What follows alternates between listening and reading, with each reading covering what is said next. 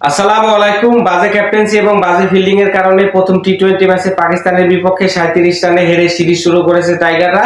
যেখানে কিন্তু একটা সময় ভালো ব্যাটিং করতেছিল লিটন দাস এবং তাহিদ হোসেন হৃদয়।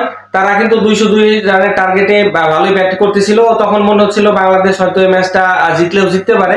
কিন্তু লিটন দাস আউট হয়ে যাওয়ার পরে কিন্তু দৃশ্যপট পুরাই চেঞ্জ হয়ে যায়। লিটন দাস যখন আউট হলেন তখন কিন্তু 12তম ওভারের লাস্ট বল ছিল সাদাব খানের ওইটা। তিনি কিন্তু একটা আগের বলে 6 মারেন এবং ওই বলে কাট করতে গিয়ে কিন্তু আউট হয়ে যান। 30 বল 48 রানে ভালো একটা ইনিংস খেলেন এখানে লিটন দাস।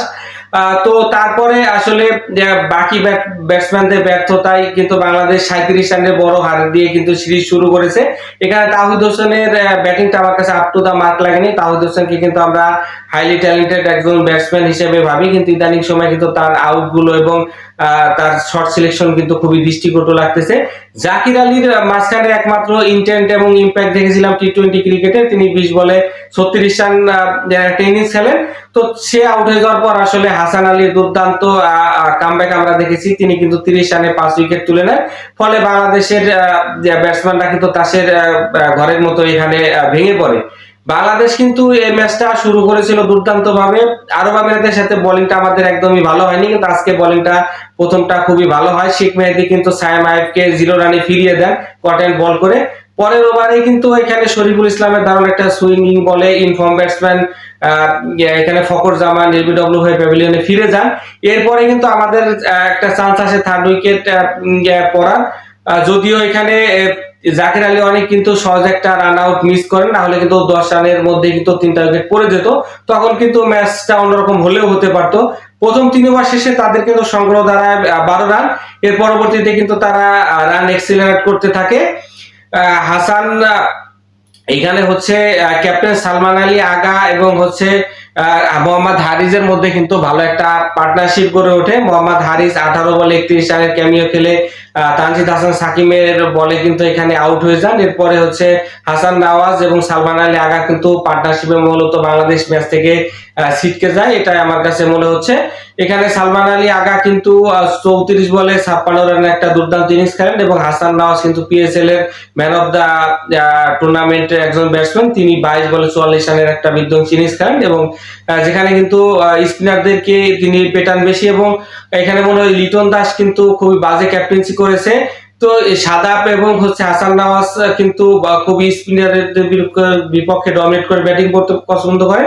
তো স্পিনারদের কিন্তু দিয়ে তিনি বারবার বোলিং করাচ্ছিলেন, যেখানে কিন্তু আমরা দেখেছি 19তম ওভার কিন্তু এখানে শামীম হোসেন পাটোয়ারিকে দিয়ে করান। যদিও পাটোয়ারি কিন্তু এই ম্যাচটাতে ভালো বোলিং করেন, 4 ওভারে তিনি 31 রান দিয়ে 1 উইকেট পান। কিন্তু 19তম ওভারে পার্ট টাইম একজন বোলারকে দিয়ে বল করানোর কতটা যুক্তি আছে সেটা কিন্তু আমার কাছে খুবই ডাউট লেগেছে এবং হাস্যকর লেগেছে।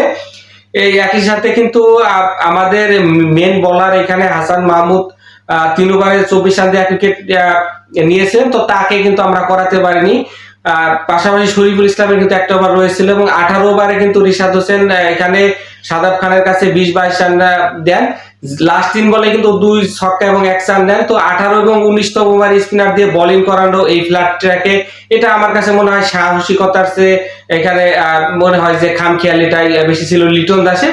লিটন দাসের যে প্রথমে এখানে টসের সময় কিন্তু তার কথাটা একটু এলোমেলো লেগেছিল। তিনি কিন্তু বলেছিল আরব আমিরাতের সাথে কিন্তু আমরা ভালো ক্রিকেট খেলেছি, আনফরচুনেটলি হেরে গেছি। তো আরব আমিরাতের সাথে আমরা কি ক্রিকেট খেলেছেন এটা কিন্তু আমরা দেশবাসী দেখেছি। তো আপনারা আসলে বর্তমানে মাঠের ক্রিকেটের চেয়ে ড্রেসিং রুম অথবা এখানে হচ্ছে মাঠের বাইরেই বেশি আমার কাছে মনে হয় জবাব দিয়ে থাকেন। তো এটা কিন্তু আপনাদের কাছ থেকে আমরা এক্সপেক্ট করি না। এখানে 202 রানের পেছনে আমাদের ফিল্ডিং এর বড় একটা অবদান রয়েছে। আমার কাছে মনে হয় জাকির আলী কিন্তু এখানে 4 ছেড়ে দিয়েছেন, Sharifullah run out opportunity miss করেছেন এবং হাসান নওয়াজের কিন্তু একটা ক্যাচ ওঠে ওইখানে কিন্তু পারভেজ হোসেন ইমন বাউন্ডারি লাইনে সহজ একটা ক্যাচ কিন্তু তালুবন্দী করতে পারেননি। পরে দেখা গেছে বলের ফ্লাইট মিস করে এবং এটা কিন্তু 4 হয়ে যায় এবং শেষের দিকে গিয়ে দেখেছি যে ক্যাচ ধরতে গিয়ে কিন্তু এখানে 4 হয়ে যায়। আমার কাছে মনে হয় 15-20 রান এখানে ফিল্ডিং এর কারণে আমরা বেশি দিয়েছি, না হলে কিন্তু 175-80 মধ্যে আমরা বেঁধে রাখতে পারতাম। তখন হয়তো বা ম্যাচটা অন্যরকম হলেও হতে পারতো। 202 রানের লক্ষ্যে ব্যাট করতে নেমে কিন্তু প্রথমে আমাদের আরব আমিরাতের সাথে সেঞ্চুরিয়ান পারভেজ হোসেন ইমনকে আমরা হারাই ফেলি। এখানে কিন্তু হাসান আলীর বলে বোল্ডাও ক্যাচ দিয়ে ফিরে যান ইমন এবং দারুণ 3টা 6 মারেন এখানে আমাদের হচ্ছে তানজিদ হাসান তামিম, কিন্তু তিনিও এখানে হাসান আলীর বলে বোল্ডা উঠে ফিরে যান 17 বলে 31 রান ইনিংস খেলেন তিনি। এর পরবর্তীতে লিটন দাস এবং তাহিদ হৃদয়ের একটা পার্টনারশিপ হলো, লিটন দাস আউট হয়ে যাওয়ার পরে যেটা বললাম যে আসলে বাংলাদেশ কোনোভাবেই এখানে ম্যাচে কামব্যাক করতে পারেনি। দ্বিতীয় ম্যাচ কিন্তু একদিন পরে শুরু হবে, তো বাংলাদেশের যে মেন্টালিটি, খেলার যে বডি ল্যাঙ্গুয়েজ, তো বাংলাদেশের এই দ্বিতীয় ম্যাচে কামব্যাক করা সো টাফ হবে আমার কাছে বলে মনে হচ্ছে। তো দেখা যাক বাংলাদেশের সেকেন্ড ম্যাচে ঘুরে দাঁড়াতে পারে কিনা। সকলে ভালো থাকবেন, আল্লাহ হাফেজ।